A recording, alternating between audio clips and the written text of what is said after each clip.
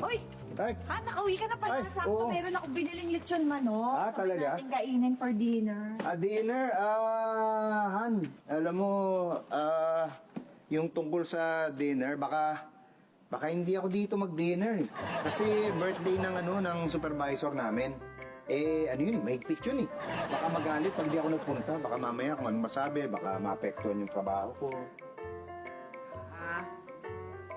Okay. Galit ka ba? Hindi. Hindi ka galit? Kagalit. Sabi ko nga okay. Ako na lang kakain ng lechon manok mag-isa. Hindi, alam mo, gusto sana kita isama, kaya lang, puro negosyo yung pinag-uusapan, baka lang mabore ka. Pero gusto talaga kita isama. Hindi na. Di na? Okay lang ako. Talaga? Ba't parang galit ka? Hindi ako galit. Hindi? Hindi, ano ka ba? Sigurado ka, ha? Nakakainis ka, hindi nga. Oh, sige, malalaman natin.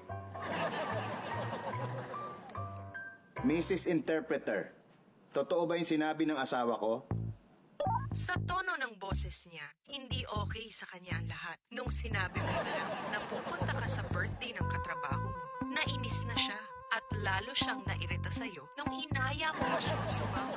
Bakit mo pa daw siya kailangan ayain? Bale, may plano ka palang hindi siya kasama? Kaya malamang pag-uwi mo, mas galit na siya sa'yo. Ano yan? Mrs. Interpreter, up to na sinasabi kung ano yung nararamdaman mo.